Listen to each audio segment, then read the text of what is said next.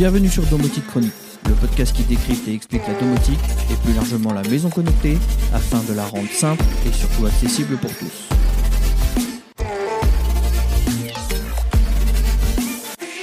Il existe tout un tas de moyens de traquer la consommation d'électricité dans la maison aujourd'hui. Un phénomène lié aux nombreuses augmentations du tarif électrique depuis 2 ans maintenant, et ce n'est pas fini malheureusement. La domotique, bien entendu, est un très bon allié pour mener cette recherche à bien, comme nous l'avons vu dans différents articles et guides sur le thème sur Domoblog. Avec la dernière mise à jour de mars 2024, Nabucasa ajoute une fonctionnalité très intéressante à son déjà très intéressant tableau de bord énergie qui nous permet de visualiser la consommation plus dans le détail par appareil. Dans cet épisode, je vous propose de revenir sur cette nouveauté et vous expliquer comment l'utiliser pour traquer efficacement la consommation de vos appareils individuels dans la maison et mener un plan d'action efficace visant à réduire la facture d'électricité. Si vous me suivez régulièrement sur Domoblog et notamment le fil d'actualité, tout d'abord merci beaucoup. Ensuite, vous aurez probablement remarqué que ces dernières semaines, pas mal de changements autour de Home Assistant et notamment autour de l'analyse de la consommation d'énergie. En effet, la dernière mise à jour de mars, la 2024.3, a apporté pas une grande révolution, mais pourtant une belle évolution au niveau du tableau de bord énergie déjà très garni pour analyser sa consommation. Mais dans cette dernière mise à jour, Home Assistant a trouvé judicieux de venir transposer la consommation de chaque appareil dans le graphique de la consommation globale de la maison pour un rendu visuel vraiment percutant qui vous permet, sur un pic donné dans le graphique global, d'identifier directement quels sont les appareils les plus consommateurs sur cette plage horaire. Un travail qu'il était déjà possible d'effectuer auparavant, mais beaucoup moins simplement puisqu'il fallait quand même analyser appareil par appareil pour définir lequel consommer sur telle ou telle plage horaire pour identifier l'appareil à l'origine du pic dans le graphique global. À présent, avec le graphique d'utilisation détaillée des appareils individuels dans Home Assistant, il est simple et rapide d'identifier immédiatement quel appareil est responsable du pic de consommation sur la période en question. Si ce nouveau graphique cumulé par appareil ne nécessite aucune configuration particulière et se matérialise automatiquement dans le tableau de bord énergie de la domotique Home Assistant, il est toutefois nécessaire d'appliquer quelques prérequis pour pouvoir bénéficier de cette vue très détaillée. Nous allons voir ensemble aujourd'hui comment procéder pour au final, disposez dans votre dashboard d'énergie Home Assistant d'une vue détaillée, globale, par appareil pour identifier et suivre la consommation dans toute votre maison de tous les appareils énergivores et bien sûr appliquer ensuite les mesures qui sont nécessaires pour réduire la consommation de certains appareils. Premier prérequis nécessaire à ce bon fonctionnement du tableau de bord énergie et d'avoir un module qui va permettre de suivre et remonter dans le système domotique la consommation globale du foyer. Cela passe par divers appareils. Tout est centralisé au niveau du compteur, au niveau de la téléinformation. Vous allez pouvoir y mettre un module en Zigbee, vous allez pouvoir y mettre des modules en USB, vous allez pouvoir y mettre aussi des modules intercalé en USB via un Raspberry ou un ISP pour pouvoir faire transiter la donnée par le réseau Ethernet si votre compteur est loin. Nous avons justement un guide là-dessus où je réutilise un vieux Raspberry pour pouvoir connecter mon compteur Linky en Ethernet et remonter toute la téléinformation sur MQTT pour pouvoir l'utiliser ensuite dans Home Assistant. Probablement la méthode la plus simple et la plus efficace dans tout ce que j'ai pu tester jusqu'à présent. On a ensuite la possibilité de venir connecter un module Zigbee, le fameux Z-Linky, sur les ports de téléinfo du compteur Linky pour remonter les informations au système domotique sans fil, qui permet de se passer de cette connectivité USB qu'on avait auparavant avec les modules téléinformation, qui était assez embêtante. Il fallait avoir la box domotique à proximité du compteur, ce qui n'est pas toujours le cas. une super révolution qui permettait de s'affranchir du fameux câble USB entre le module qui est plugué au compteur et la box domotique, donc facilité d'implémentation si la box domotique n'est pas à proximité du compteur, mais j'ai aussi eu quelques petits déboires avec ce module qui s'est parfois arrêté de communiquer après une mise à jour ou a nécessité une réintégration, ce qui entraînait la suppression de l'historique au niveau du tableau d'énergie. Malgré tout, le module Z-Linky est un très bon module.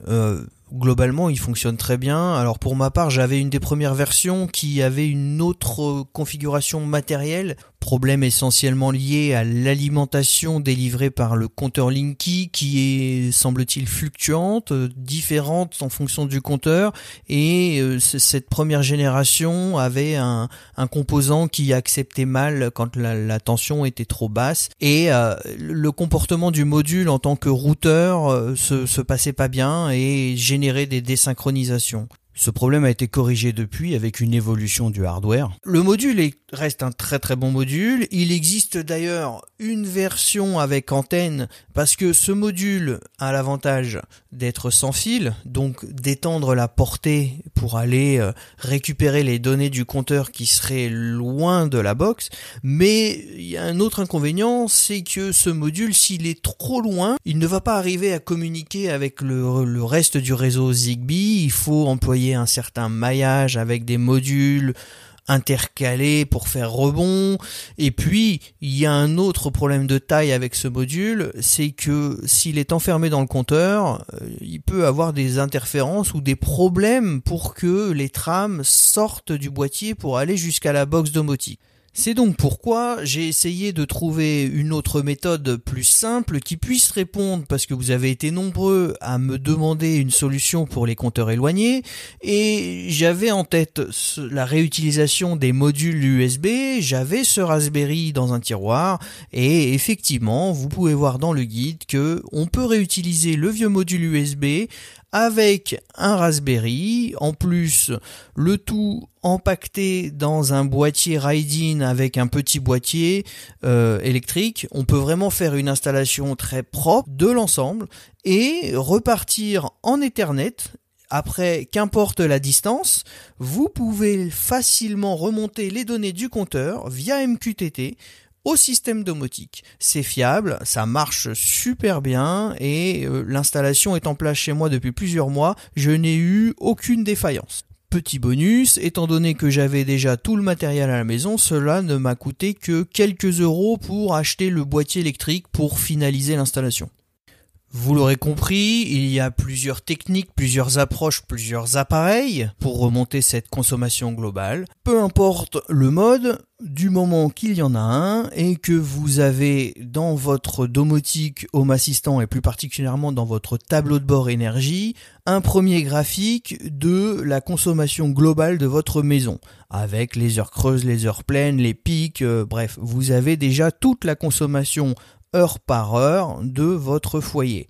C'est le point de départ. C'est à partir de là que nous allons pouvoir venir y greffer la consommation par appareil pour venir se superposer à ce graphique de départ et avoir le détail par appareil et par tranche horaire pour avoir une compréhension complète de sa consommation. On va pouvoir maintenant configurer le mode sous-jacent qui permet d'avoir le même graphique mais avec un empilement de couleurs qui correspond à la consommation de chaque appareil sur la même plage horaire. Vous l'aurez compris, il va nous falloir d'autres modules pour pouvoir aller chercher l'information de consommation au plus proche de l'appareil.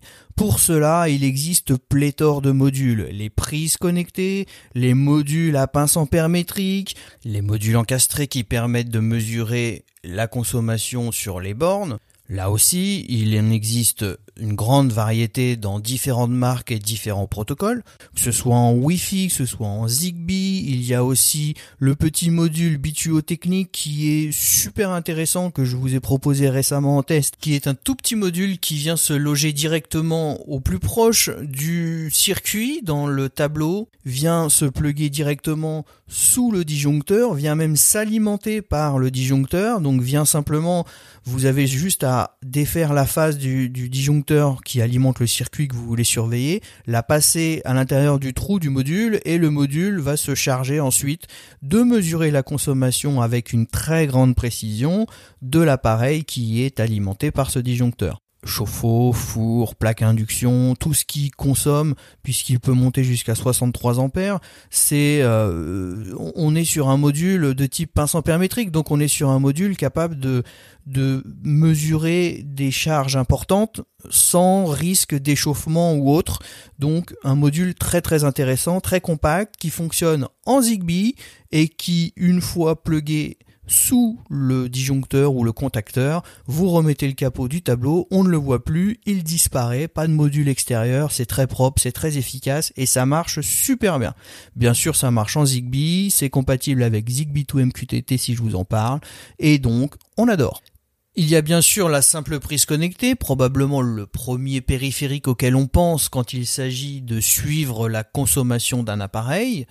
Qu'importe la marque, si j'ai une préférence pour la prise Nous, mais d'autres prises sont aussi très intéressantes dans des gammes de prix équivalentes. On peut aussi parler des prises Meros que j'utilise aussi pas mal, qui sont à prix défiant toute concurrence, alors qui sont très moches. Mais bon, sous un appareil ou derrière une machine à laver ou qu'importe, peu importe le design de la prise. Seul inconvénient, elles sont un peu grosses et donc si elles viennent se plugger sur une multiprise, on va préférer une prise Nous qui elle est compacte de type prise Fibaro, mais là on entre dans une autre gamme de prix, mais qui est aussi toute intéressante si vous avez du Z-Wave à la maison. Bref, vous l'aurez compris, il y a pléthore de modules, il y a aussi les modules relais encastrés qui sont capables de mesurer la consommation, de type Shelly, qui propose énormément de modules de ce type. Bref, il y en a beaucoup, libre à vous de choisir le module que vous préférez selon l'usage dont vous avez besoin. Juste faites attention, n'allez pas me brancher une prise connectée pour mesurer la consommation du chauffe-eau ou d'un appareil de type four, plaque induction, choses comme ça. Non, ne faites pas ça les amis. Je l'ai déjà dit à maintes reprises, préférez les modules à induction de type pince ampère métrique pour ces appareils très énergivores. Là encore, il y en existe beaucoup, en Z-Wave, en Zigbee, en Wi-Fi, bref, vous avez l'embarras du choix, donc s'il vous plaît, faites le bon choix, appliquez les bons appareils aux bons usages et vous aurez, en multipliant les points dans la maison avec les prises, les pinces et autres, vous aurez tout un panel de mesures que vous allez ensuite pouvoir intégrer dans le tableau de bord énergie de Home Assistant et c'est par ce biais que vous allez voir se recomposer dans la tuile utilisation détaillée des appareils individuels un nouveau graphique avec superposition de couleurs, une couleur par appareil et la visualisation simple, nette et rapide de la consommation répartie sur les différents appareils de la maison. Je vous mets bien sûr un guide en référence pour vous accompagner dans cette tâche, comme toujours, et je vous donne même une petite astuce qui va vous permettre de créer un périphérique compatible avec le tableau de bord énergie qui ne le serait pas auparavant, puisque petite condition obligatoire pour pouvoir faire figurer un appareil dans le tableau de bord énergie, il a besoin d'avoir une mesure, non pas une mesure à l'instant T en watts, mais une mesure en kilowattheure, et tous ne l'ont pas forcément. Par exemple, un éco-compteur de Legrand, un module très intéressant qui a maintenant quelques années, qui dispose de 5 modules ampère-métriques pour venir mesurer la consommation dans le tableau. Ce module vient s'encastrer dans un tableau lui-même, donc c'est un module très très intéressant. Je ne sais pas s'il est encore commercialisé, mais il a maintenant quelques années, marche toujours très très bien, dispose d'une interface JSON pour pouvoir remonter les informations dans Home Assistant, donc je l'exploite déjà dans Home Assistant depuis quelques temps, mais il ne me permet de ne remonter que la consommation instantanée en watts. Malheureusement, je ne peux pas importer ces entités dans le portail énergie de Home Assistant puisque je n'ai pas la valeur en kilowattheure. Heureusement, je vous livre dans le guide que je vous mets en référence la méthode pour transformer ces 5 entités de valeur de consommation instantanée en 5 entités de valeur compatibles avec le tableau de bord énergie de Home Assistant, donc en kilowattheure, de 5 appareils supplémentaires, gratuitement, sans avoir à investir dans d'autres appareils. Si vous avez chez vous un ancien appareil qui ne remonte que la consommation en watts, sachez qu'il y a un petit tips, un petit workaround que je vous donne. Je vous détaille tout dans le guide, c'est assez simple. On utilise l'intégration Rainmine qui permet de faire une entité intégrale, en fait, va nous permettre de créer une nouvelle entrée de type intégral qui va faire les calculs nécessaires pour transformer la valeur en watts en kilowattheure et vous permettre d'avoir vos entités compatibles avec le portail énergie de Home Assistant. Comme toujours, je vous mets tout ça dans les détails du podcast avec les références en lecture, en guide à suivre et tout ce qui va bien. Vous pourrez y constater, si vous découvrez le nouveau tableau de bord énergie par appareil de Home Assistant, vous pourrez aller voir dans ces articles. Je vous mets quelques captures qui sont vraiment très très parlantes. Vous allez voir le nouveau tableau de bord qui se nomme utilisation détaillée des appareils individuels. Là où vous allez y ajouter toutes vos prises, vos modules, tout ce qui permet de remonter la consommation par appareil en la mesurant au plus proche de l'appareil. Vous allez avoir une visualisation très claire et détaillée, du même type que le graphique global, mais avec un découpage par appareil, une couleur par appareil. Bref, vous allez identifier sans avoir besoin de chercher quels sont les appareils qui consomment le plus chez vous sur telle ou telle plage horaire. Ensuite, vous n'avez qu'à investiguer. Si vous avez un pic à 2500 watts entre midi et 14h tous les jours, vous allez voir que si vous êtes en heure creuse, c'est votre chauffe-eau qui s'est remis en route. Je vous en parlais aussi il y a quelques jours.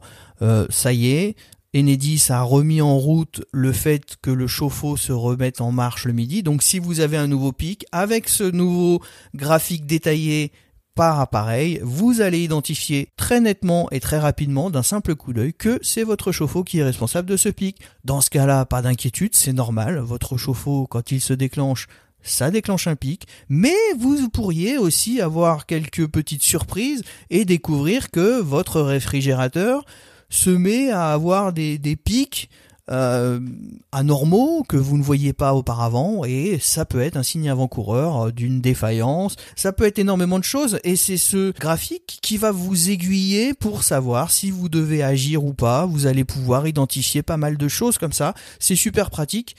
Je vous invite à le faire, c'est vraiment simple à faire. Tout ce qu'il vous faut en fait, c'est simplement d'avoir des prises ou des modules qui permettent de mesurer la consommation au plus près de l'appareil. Alors si vous n'en avez pas, l'avantage c'est que ça peut être fait dans le temps, au gré de vos envies et de vos besoins ou de votre budget.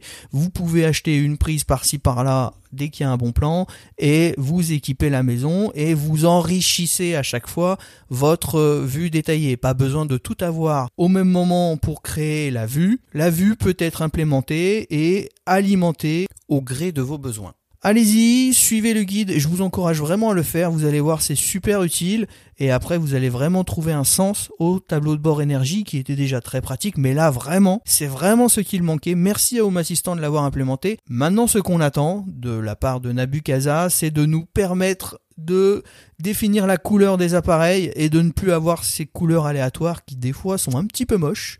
Alors je vous invite à essayer de refaire la config et du coup vous verrez que les couleurs changent. Bon, si ça vous plaît pas, vous pouvez procéder comme ça, mais ce serait vraiment top que Nabu Casa permette de choisir la couleur par appareil pour vraiment définir un joli graphique à nos envies, à notre convenance. Bref, ce sera le prochain step, mais vous verrez que c'est déjà super complet.